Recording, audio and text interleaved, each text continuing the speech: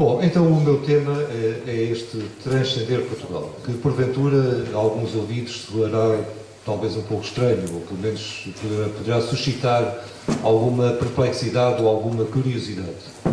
Assim o espero. Na verdade, enfim, tenho ao longo da minha vida estabelecido uma relação com esta realidade enigmática que nós designamos como Portugal. E essa relação não tem sido, felizmente, não tem sido pacífica. Tem sido uma relação que tem conhecido momentos diferentes, ao longo da qual se deu um processo de transformação obviamente minha, e também de transformação do modo como eu vejo Portugal e vejo o que habitualmente em certos meios se designa como a missão de Portugal. Na verdade, parece evidente, e eu estou certo que muitas das pessoas que aqui estão, se não mesmo a maioria, alimentam expectativas em relação a isso que se designa como Portugal. E muitos de nós aqui presentes teremos certamente nas nossas mentes, neste preciso instante, uma certa ideia acerca do que seria a vocação, a missão, o sentido de Portugal. De Portugal no mundo, obviamente, no planeta. Não é? E o que se tem constatado é que isso não é alguma coisa de novo, não é? É alguma coisa que está muito presente neste início do século XXI, não é? Mas não é alguma coisa de novo, é alguma coisa que é típico da tradição cultural portuguesa e que se acompanha sempre de uma grande expectativa. As pessoas têm a expectativa de que Portugal possa ser a via, possa ser o caminho, possa ser o mediador para qualquer coisa de muito importante. Para que possa eventualmente ser o mediador para o surgimento de uma nova era, de uma nova civilização neste planeta. E, na verdade, isso não é novo. Se nós olharmos para trás, eu tenho dedicado boa parte da minha vida, nos últimos, não sei, já 25 anos aproximadamente, a refletir sobre alguns autores que eu considero fundamentais na nossa cultura, nomeadamente Luís de Camões, o Padre António Vieira, Fernando Pessoa, Teixeira de Pascoais, Agostinho da Silva, entre muitos outros, não é? Tenho publicado sobre isso. O último livro foi precisamente uma visão armilar do mundo sobre essa questão. E nós vemos que, de facto, enfim, Camões, Vieira, enfim, homens que viveram há 300, 400, 500 anos, não é? Viveram e morreram com essa mesma expectativa. A expectativa de que Portugal pudesse ser um mediador, por exemplo, para o que é um dos grandes temas da nossa mitologia nacional, o Quinto Império, uma novidade. Ou seja, eles viveram e morreram com a mesma expectativa com que, no século XX, outros viveram e morreram, nomeadamente Fernando Pessoa, o mais famoso deles, e com a mesma expectativa com que nós hoje estamos a viver. E, porventura, quase certeza, nós hoje também morreremos com a mesma expectativa. Mas há aqui alguma coisa que é importante ter em conta. Eu gosto às vezes de assumir a voz do advogado do diabo. É que eles não viram essa expectativa cumprida. Camões morreu frustrado com a sua ideia acerca da vocação de Portugal. Vieira morreu frustrado. Pascoais morreu frustrado. Pessoa morreu frustrado. Agostinho da Silva não morreu frustrado porque Agostinho da Silva, a meu ver, foi o primeiro que realmente transcendeu Portugal. Apesar de ter proposto uma ideia de Portugal como um meio para chegarmos a uma nova era, Agostinho da Silva ao mesmo tempo sabia que havia muito mais para além disso. E que quando nós falamos de Portugal, quando nós falamos de missões, quando nós falamos de novas eras, nós estamos a falar de alguma coisa que é muito relativa. Não estamos a falar da realidade plena. Não estamos a falar do essencial. Estamos a falar do que é acidental. Esta é a minha perspectiva.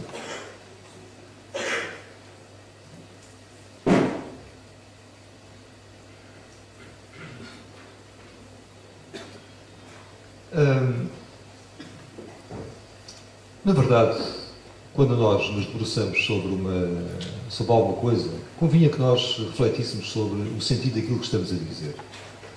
E nós falamos a torto e a direito em Portugal, mas afinal o que é Portugal?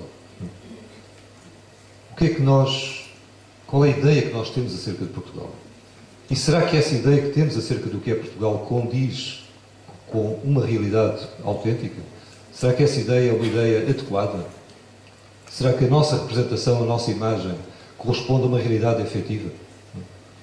O que é que nós supomos quando falamos de Portugal? Penso que, enfim, olhando para as pessoas que eu conheço, olhando para o que eu próprio já pensei acerca de Portugal, olhando para grandes autores, como estes mesmos que eu acabei de citar, o Camões, o Vieira, o Pessoa, o Pascoais, o Agostinho da Silva, entre muitos outros, não é? Parece que todos eles acabam por falar de Portugal como se Portugal fosse realmente uma entidade. Alguma coisa que existisse em si e por si. E que, além de ser uma entidade, fosse uma identidade. Ou seja, alguma coisa que não só existisse, de uma forma independente, autónoma, substancial, mas alguma coisa que permanecesse idêntica a si próprio ao longo do tempo. Alguma coisa que tivesse, digamos, uma essência, um núcleo duro. Alguma coisa que permanecesse idêntico ao longo das suas múltiplas metamorfoses. Ora, eu pergunto se isto realmente existe. Será que nós podemos falar de uma alma portuguesa? Será que nós podemos falar de um espírito português? Será que nós podemos falar de uma identidade nacional? Ou, quando nós falamos de Portugal, nós estamos a falar de uma construção histórico-cultural, de uma construção da qual todos nós somos corresponsáveis. Aqueles que viveram antes de nós e que pensaram Portugal, aqueles portugueses ou não que pensaram Portugal, nós que neste momento pensamos Portugal, nós estamos a construir em conjunto uma determinada representação. Mas será que isso corresponde a alguma coisa que exista independentemente do que nós pensamos a seu respeito? E se é que isso existe, aonde é que está isso? É o território? É o território físico? É o território geográfico? É aquilo que vem nos mapas? Não parece ser isso que nós designamos como Portugal quando falamos de Portugal e quando dizemos que esperamos que Portugal possa ser o mediador para uma nova era civilizacional e planetária. Portanto, se não é alguma coisa de físico, parece que nós tendemos a supor, sobretudo em certos meios, aos quais eu suponho que muitas das pessoas que aqui estão pertencem, os meios ditos espiritualistas, ditos esotéricos, etc., etc., não é? As pessoas tendem a supor que Portugal é uma certa realidade espiritual, uma certa identidade espiritual, alguma coisa de invisível. E, portanto, há uma convicção metafísica acerca da existência de Portugal. Ora, isso não se pode demonstrar que assim é, mas também não se pode demonstrar que assim não é. Eu não digo que existe isso, nem que não existe. Apenas questiono. E se Portugal corresponde efetivamente a uma alma, um espírito, alguma coisa assim, uma entidade imaterial, não é? Cabe perguntar aonde estão os seus limites. O que é que permite que essa entidade seja Portugal e não seja outra coisa qualquer? Não seja, por exemplo, a alma de França, ou a alma de Espanha, ou a alma do Brasil, ou a alma da África do Sul, ou a alma do Butão, ou a alma do Ruanda, etc, etc. Pois será que ao nós pensarmos numa entidade imaterial, uma entidade que não tem volume, não tem forma densa, não tem materialidade, será que nós podemos atribuir-lhe um princípio, um meio, um fim? Será que nós podemos conferir-lhe limites, dizer onde começa e onde acaba? Mas parece ser isso que nós habitualmente fazemos. Não é? Como se nós transportássemos para o domínio do invisível e para o domínio do espiritual a percepção que nós temos das realidades materiais, que nós vemos aqui claramente recortadas e diferenciadas umas das outras nas nossas formas físicas, nas formas dos objetos inanimados. Todos nós temos esta percepção imediata de que existem formas físicas diferentes umas das outras, que existe o copo, existe o relógio, existe o corpo humano, existe o Paulo Borges, existe o João Teixeira da Mota, o Luís Resina, e que não nos confundimos. Mas depois, quando passamos para Portugal e quando falamos dele em termos de uma entidade espiritual, não é? Nós atribuímos uma essência, dizemos que ele é isto, mas não é aquilo. E eu questiono precisamente a validade disso. Porque questiono também a existência de alguma coisa que seja simultaneamente um indivíduo e uma coletividade. Que seja singular e ao mesmo tempo seja coletivo. E que tenha, sobretudo, que tenha as características, as qualidades, os atributos que nós tendemos a conferir a Portugal. Ou seja, nós tendemos a ver Portugal como um ser, como um sujeito, como uma entidade dotada de consciência e dotada de poder de ação. Ou seja, nós pensamos Portugal à nossa imagem e semelhança. Nós pensamos Portugal como uma espécie de sujeito individual, mas ao mesmo tempo coletivo. Que depois, se refletirmos bem, não sabemos muito bem onde é que existe. E não sabemos muito bem qual é a nossa relação com isso. E falamos disso como se fosse alguma coisa que perdurasse ao longo dos tempos. Alguma coisa que fosse eterna, que fosse perene. Que não estivesse em constante metamorfose, em constante transformação. Ao fazer isso, a meu ver, e enfim, é apenas a proposta que fica, não pretendo que isto seja a verdade, estou apenas a partilhar convosco aquilo que eu neste momento penso e vejo e sinto. Não é? Ao fazer isto, creio que nós estamos a transportar uma vez mais para essa realidade designada como Portugal, o modo como nós nos vemos a nós próprios. Porque nós vemos-nos a nós próprios como identidades. Seres que têm um núcleo duro. Seres que têm em si uma essência imutável. Alguma coisa que não está em constante transformação, em constante metamorfose. Nós pensamos que há uma metamorfose exterior, uma manifestação exterior que se vai transformando, mas depois há uma identidade sólida cá dentro. Nós falamos de eu, falamos de alma, falamos de espírito, falamos do eu superior. E ao falarmos desse modo, nós conferimos-nos uma determinada substância, uma essência, alguma coisa que não estaria dependente da mudança. Ora, é precisamente isso que eu, olhando bem para dentro de mim, não consigo encontrar. E olhando bem para o mundo à minha volta, para os outros seres, eu também, francamente, não consigo encontrar isso. Ora, se eu não consigo encontrar isso nas coisas mais imediatas, mais concretas, na minha existência e na existência dos outros, se o que eu vejo são apenas corpos em constante mutação, sensações, percepções, emoções, pensamentos em constante mutação. Como é que eu posso supor que isso exista em Portugal? Como é que eu posso supor que Portugal seja outra coisa que não uma constante metamorfose? Mas a metamorfose de uma entidade, não a metamorfose, peço desculpa, não a metamorfose de uma entidade que existe em si por si, mas a metamorfose de todos aqueles que neste momento se identificam como portugueses. Então aí sim, talvez seja mais concreto.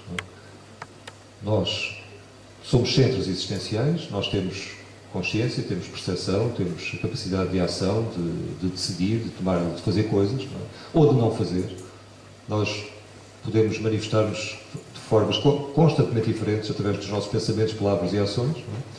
Então, o conjunto de todos aqueles que, neste momento, se reconhecem como portugueses, seria Portugal. Mas esse Portugal está em constante metamorfose. Ele acompanha a nossa constante metamorfose. Não há uma coisa que exista separado de nós. Não há uma coisa que se possa isolar e se possa dizer, está aqui. Bom, este é um primeiro momento da minha reflexão e do meu contributo para esta conferência. Segundo momento. Como é que os grandes pensadores de Portugal têm visto Portugal? Em primeiro lugar, eu penso que há uma grande afinidade entre as pessoas que eu citei, Camões, Vieira, Pessoa, Pascoais, Agostinho da Silva. São 5 pensadores icónicos, digamos, mas muitos outros, Almada Negreiros, enfim, poderia estender esta enumeração muito mais longe, não é? Todos eles têm uma grande afinidade com as preocupações de muitos dos portugueses e, acredito, a maioria dos portugueses que neste momento estão aqui. Todos eles todos eles estiveram obcecados, uns mais, outros menos, com Portugal, com a ideia de Portugal. Todos eles consideram que Portugal era uma questão essencial. Alguns consideram mesmo que Portugal era a questão essencial das suas vidas. E não só das suas vidas, até a questão essencial da vida do homem sobre o mundo. Com isto, o que se verifica é aquilo que há pouco também já designava como uma obsessão dos portugueses com Portugal. E esta obsessão, eu, sinceramente, hoje, depois de eu próprio a ter vivido intensamente, e de algum modo ainda a viver, pois que estou aqui a falar sobre ela, eu penso que esta obsessão é um grave obstáculo em termos do que habitualmente se designa como a nossa evolução espiritual. A primeira pessoa a tomar consciência disso foi o Padre António Vieira, que, no final da vida, quando já estava a aproximar-se da morte, quando já estava retirado definitivamente do Brasil, ele escreve numa carta a um dos seus amigos próximos, Duarte Macedo, que ao fazer os exercícios espirituais de Santo Inácio de Loyola, o que ele fazia cotidianamente, ele estava cada vez mais consciente de que o obstáculo que mais o impedia de chegar ao fim último da sua existência, ou seja, a união com Deus, a santidade, a perfeição, era precisamente o seu amor imoderado de Portugal e das coisas portuguesas. era o seu patriotismo. E dizia ele, dialogando comigo próprio, vejo-me convencido, vejo o meu patriotismo convencido, portanto, racionalmente, mas, infelizmente, não o vejo de todo vencido. Ou seja, racionalmente ele sabia que Portugal não era a questão essencial, que Portugal não era um caminho para Deus, mas, ao mesmo tempo, emocionalmente, continuava apegado a Portugal. E o que me parece que acontece precisamente nestes autores e a muitos de nós é um forte apego a Portugal. Como se, de facto, uma nação, seja em termos territoriais, penso que não é nisso que a maioria de nós pensa, felizmente, não? Penso que não, maioritariamente não seremos nacionalistas, não identificaremos Portugal com o território. E também não necessariamente com a cultura, com a língua. Temos uma outra ideia de Portugal, não é? Mas isso não quer dizer que não continua a haver esse apego. Como se essa enigmática identidade designada como Portugal pudesse ela própria ter um caminho para chegar ao universal, para chegar ao divino, para chegar ao despertar, conforme a linguagem que nós preferimos usar. Uns gostam de falar de iluminação, outros gostam de falar de união com Deus, de despertar divino da consciência, etc, etc. São apenas nomes. O que me questiono hoje é se Portugal é esse sujeito que tem esse caminho, que tem essa via. O que me questiono hoje é se não seremos, afinal, cada um de nós, não será, afinal, cada uma das nossas mentes, no calcanho mais profundo, a única, exclusiva responsável por esse caminho. E questiono também se, para fazermos esse caminho até ao fundo, esse caminho que todos nós procuramos, esse caminho de despertar, de evolução, esse caminho que inspira este recente movimento Despertar Portugal, ou Portugal a Despertar, não é? Mas aí note-se já esta ambiguidade, com todo o respeito. Não é? Eu não sei se Portugal pode despertar. Uma consciência pode despertar. Nós temos visto casos, faz parte do património coletivo da humanidade, que existem consciências individuais que despertam. Nós conhecemos Buda, Cristo, enfim, muitos outros. Não é? Agora, uma nação despertar, nunca vi nenhuma nação despertar e converter-se num mestre espiritual que conduza, nunca vi nenhuma nação despertar e converter-se num guru. Felizmente. O que me parece que surge associado a isso ainda é o forte paradigma do povo eleito. Muito marcante em Portugal. Muito marcante devido à forte costela hebraica da nossa tradição cultural. Mas uma noção de povo eleito que não é também até a noção mais subtil que existe no próprio pensamento hebraico. Porque, por exemplo, nos pensadores mais subtis, da Cabala e outros, e nos pensadores cristãos mais subtis, quando se fala de Israel, quando se fala de igreja, etc., não se está a falar de entidades coletivas. Não se está a falar de comunidades históricas e linguísticas. Está-se a falar metaforicamente. Na tradição espiritual cristã e judaica, a Igreja é um símbolo da própria consciência, da própria alma, da linguagem cristã. Tal como Israel é um símbolo da própria alma, da linguagem hebraica. Até um símbolo daquilo que, isso sim, porventura realmente existe. Um processo espiritual, que é o processo íntimo de cada um de nós. Agora, fora disso, não parece que possa haver um Portugal a despertar. Pode haver portugueses que despertam, mas, e aqui retomava aquilo que eu há pouco queria dizer, para que os portugueses possam despertar, eu diria que é necessário que nós despertemos da ideia de haver Portugal, da ideia de haver uma identidade, seja ela nacional ou outra. Para que alguém possa despertar, é fundamental, a meu ver, despertar de toda a identificação. Porque, em última instância, e se nós assumirmos uma qualquer via espiritual que seja autêntica, que seja profunda, que não seja uma invenção recente, que não seja resultado de uma salada de frutas de múltiplas tradições, como muitas vezes acontece nestes tempos ditos da nova era, não é? Só uma via espiritual autêntica, uma via espiritual onde existiram mestres e discípulos em linhagens ininterruptas, não é? Nós vamos ver que, seja por que caminho for, nós vamos ser convidados e vamos ser levados a viver a experiência de que a verdadeira realidade só se encontra quando nós abandonamos todas as nossas ficções, todos os nossos apegos, todas as nossas emoções, todos os nossos pensamentos, todos os nossos conceitos. quando nós deixamos de nos identificar com isto ou com aquilo, como isto ou como aquilo. Portanto, obviamente, isso exige abandonarmos a identificação como portugueses. Isto exige abandonar toda e qualquer identificação, inclusivamente a identificação como seres humanos ou como seres divinos. Inclui abandonar todo o medo e toda a expectativa, todo o estar preso a alguma coisa. Chame-se isso que se chamar. Chame-se isso Portugal, chame-se isso despertar, chame-se isso Deus, chame-se isso Buda, chame-se isso Cristo. Implica abandonar, deixar cair todas as representações e deixar a mente no seu estado natural, no seu estado primordial. Deixar a mente tal qual. Tal como ela é neste preciso instante. Porque esta é a questão fundamental. Com esta ideia de haver nações e missões e vocações, nós estamos a criar expectativa. E estamos a colocar o essencial no futuro. E estamos, a meu ver, com todo o respeito, toldados por essa incapacidade de ver que o essencial, a realidade última, está a cada instante e plenamente presente. Tudo já está consumado, tudo já está dado. Só precisa ser reconhecido. Porventura não temos que nos unir com Deus, não temos que despertar. Porventura não há outra coisa presente senão isso que designamos como Deus, senão isso que designamos como despertar. E isso dispensa qualquer ideia a seu respeito. O que não quer dizer que dispense uma busca. Mas essa busca é uma busca para além de tudo. É uma busca na qual não há nada a adquirir, não há nada a obter, mas há apenas a reconhecer o que já lá está. Deixando cair, abrindo mão, precisamente, de todas as nossas falsas seguranças, de todas as nossas ideias que colocam o essencial como estando no futuro. O abandono de todas as expectativas a respeito de uma nova era, de um novo ciclo, de uma nova civilização.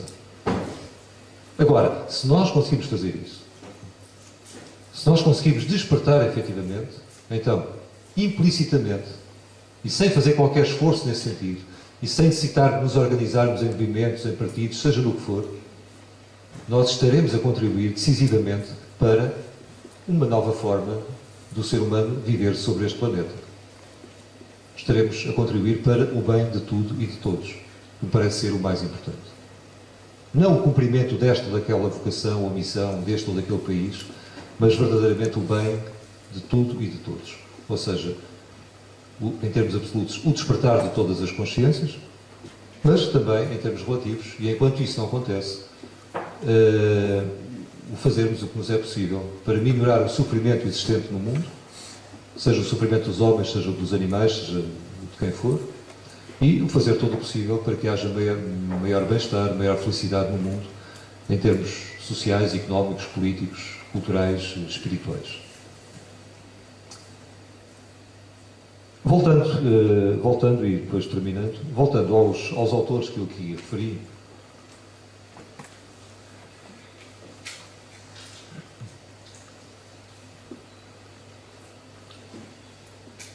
não deixa de ser curioso que todos eles, de um modo ou de outro, acabam por falar de uma missão ou de uma vocação de Portugal.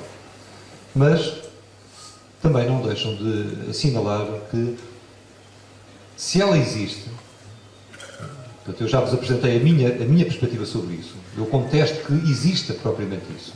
O que me parece é que a grande missão é a despertar. Mas essa é uma missão de cada um de nós, de todos os seres vivos neste planeta e em todo o universo. Não é uma missão de Portugal ou da China ou do Tibete, ou seja, do que for.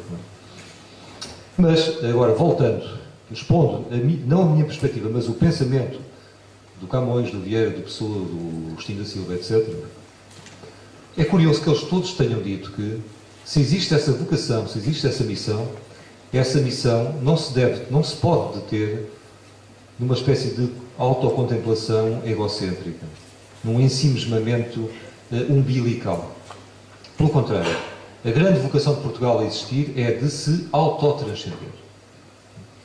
E aqui retomo um outro sentido, não é o sentido mais importante para mim, o mais importante para mim é o primeiro sentido em que eu abordei aqui o tema, transcender Portugal, no sentido de desapegar-nos da ideia de Portugal, reconhecer que, porventura, tal como tudo mais que nós dizemos que existe, que é real, separado, Portugal é uma ilusão, não existe. Tal como nós, porventura, não somos, senão, um sonho acordado. Não é? E quando despertarmos, como acontece quando nós despertamos de manhã, olhamos, temos aquelas memórias vagas dos sonhos que tivemos, mas sabemos que aquilo é como se nunca tivesse acontecido. Na verdade, nunca aconteceu. Não é? Nós pensamos apenas que aconteceu alguma coisa, mas quando despertamos do sonho, seja um pesadelo ou seja um sonho cor-de-rosa, verificamos que, na verdade, aquilo nunca aconteceu. Quando muito aconteceu, um engano, uma ilusão, um erro de percepção. Bom, mas voltando ao Vieira e aos outros. Todos eles dizem a mesma coisa, no fundo. Cada um a seu modo, cada um de modo diferente. Se existe uma vocação de Portugal, essa vocação é de se esquecer. Pontos ao serviço do bem universal. Vieira disse isso claramente.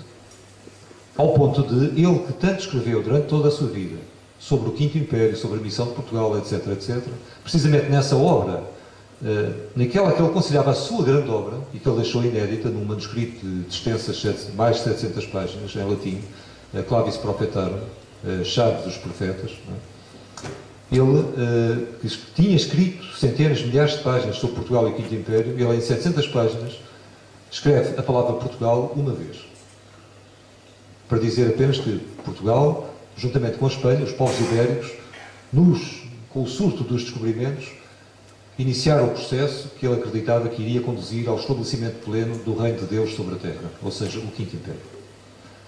Esse reino da plenitude, que Vieira também muito curiosamente, nessa mesma obra, a Clavis Prophetarum, diz que será o reino da paz, onde, de acordo com as profecias apocalípticas, escatológicas da Bíblia, não é? O lobo coabitará com o cordeiro.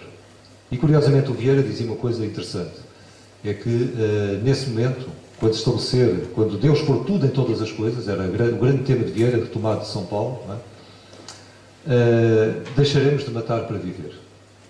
Não só os homens deixarão de matar animais para viver, regressaremos à dieta do paraíso, que era uma dieta vegetariana, mas os próprios animais deixarão de se comer uns aos outros.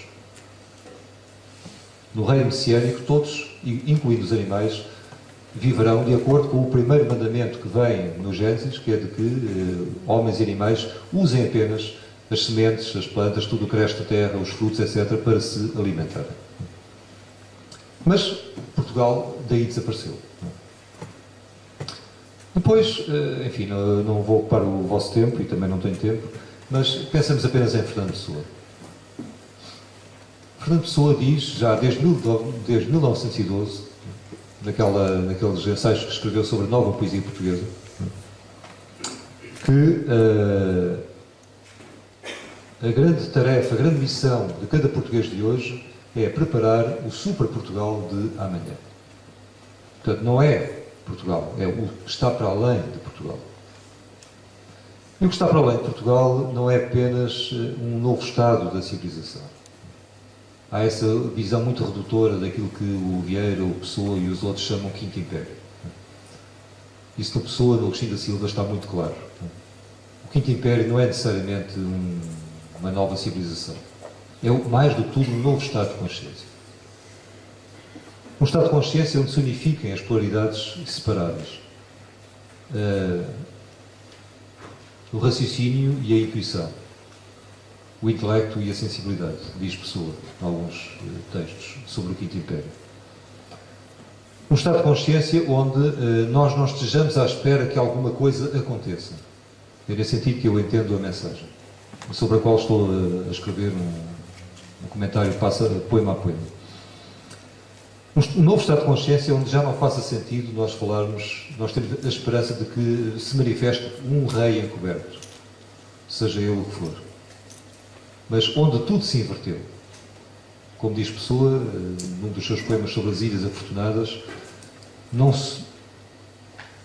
há que não estar à espera do rei, porque o rei, que simboliza a realidade última, a realeza do real, esse rei é que está à nossa espera. À espera que a consciência desperte. Que a consciência desperte precisamente da ideia de haver alguma coisa que não esteja já presente. Que a consciência desperte para a presença. Para aquilo que neste momento, verdadeiramente, nos une para além de qualquer tentativa de unificação. Aquilo que é o imo de cada um de nós. E onde me parece difícil nós encontrarmos as fronteiras que nós tendemos a supor existentes quando falamos de mim, do outro, de nós, de eles, de Portugal, das outras nações, de Portugal e do mundo, etc, etc.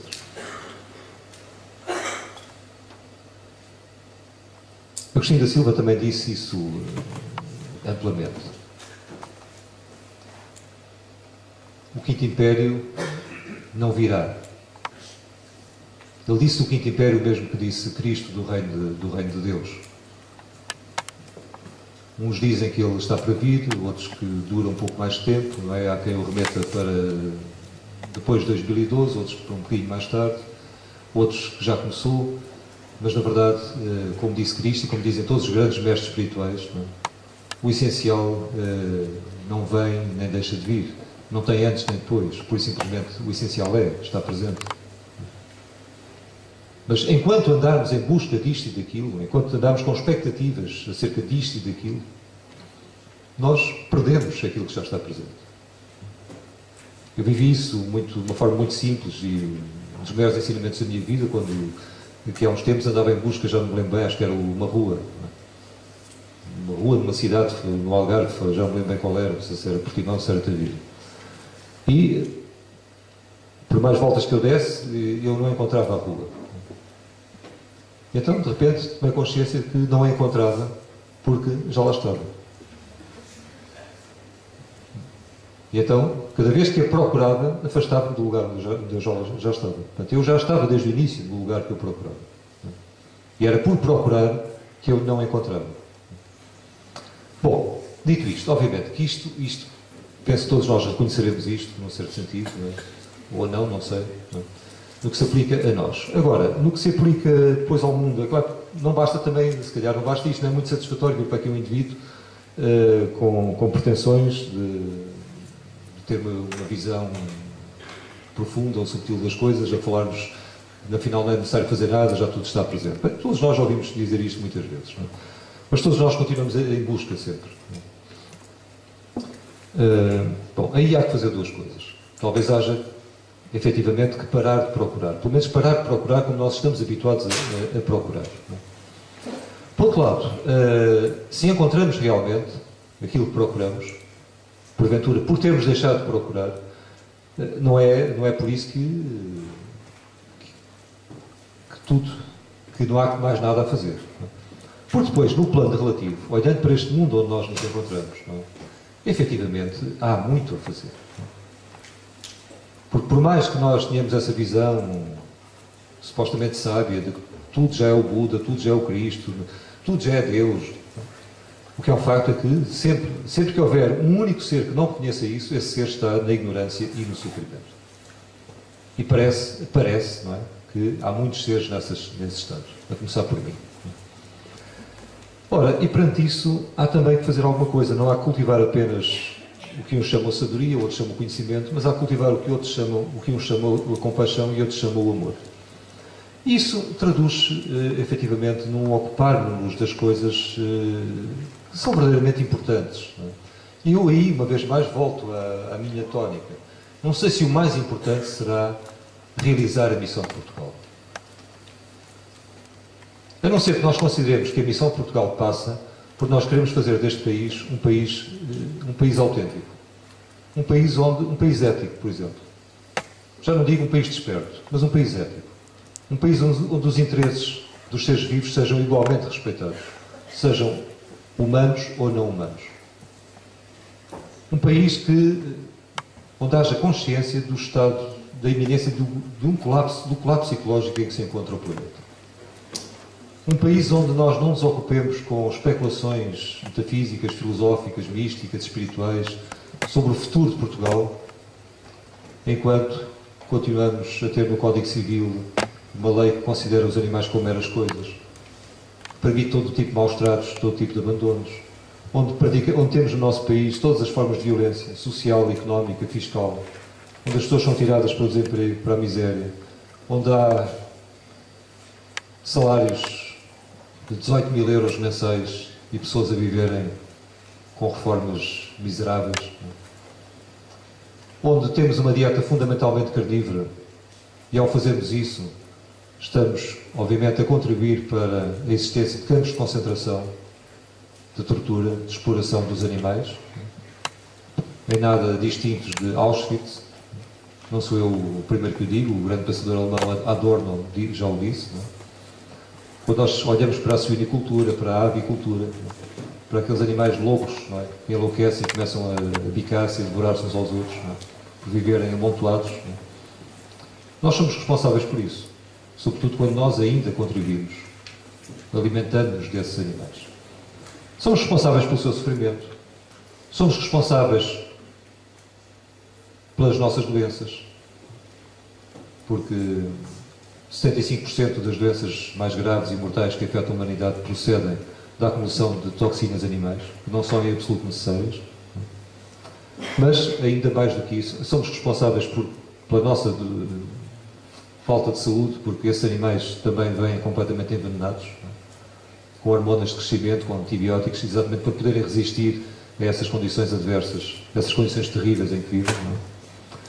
Mas depois somos ainda responsáveis por estarmos a contribuir todos, uns mais direta, outros mais indiretamente, para o iminente colapso ecológico do planeta. São relatórios recentes que dizem que este planeta não aguenta mais 20, ou no máximo, aguenta 30 anos. Se nós continuarmos a produzir e a consumir como atualmente produzimos e consumimos, não é necessário falar dos Estados Unidos ou da Alemanha ou do Japão, basta falar de Portugal. Para que a população viva como nós vivemos aqui em Portugal, nós dentro de 20 a 30 anos precisamos de 2 ou 3 planetas iguais a este. E, obviamente, não os temos.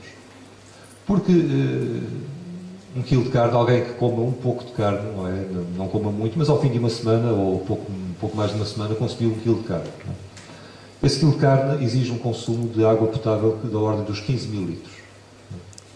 Existe também a produção de entre cerca de 13 a 15 quilos de soja e outras leguminosas. Para que isso aconteça, são abatidas florestas, sobretudo na Amazónia, o que vai contribuir para o aquecimento global, para o efeito de estufa. Não é? E depois, os animais são torturados nas unidades de pecuária intensiva. Esses animais, sobretudo o gado bovino, esses animais, a partir dos seus excrementos, dos seus gases, emitem um gás, que é o gás metano, que é 23 vezes, tem 23 vezes um efeito maior em termos de estufa do que o CO2 que nós libertamos dos nossos tubos de escape.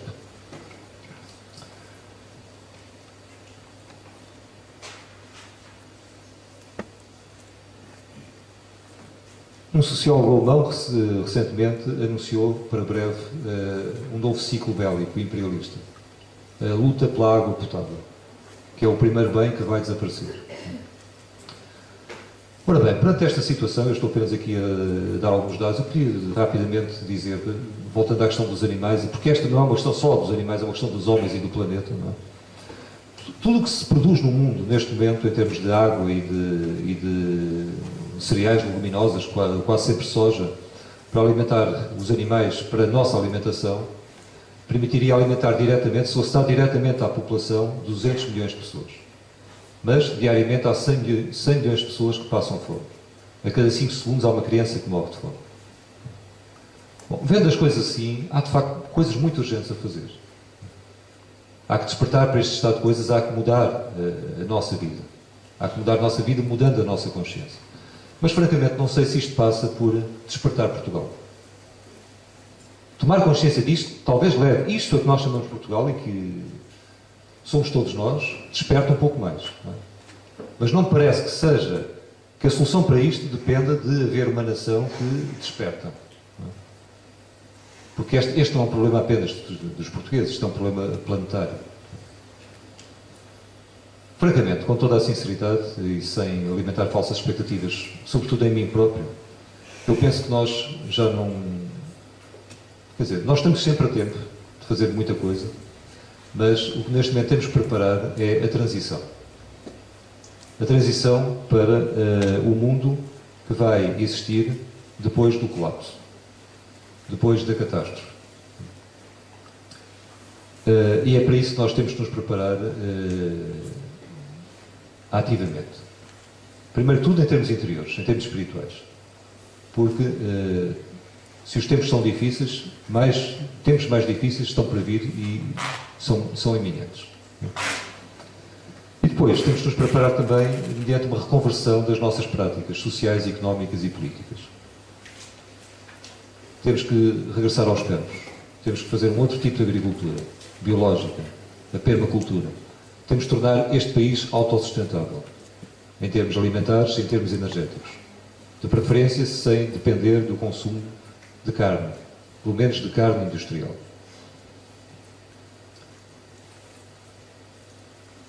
E para que isso seja possível, temos todos que mudar e também temos que mudar os nossos responsáveis. Temos que mudar a classe política. Mas o mais importante é nós mudarmos. E isso é absolutamente urgente. Não é para amanhã, não é para agora, é para ontem.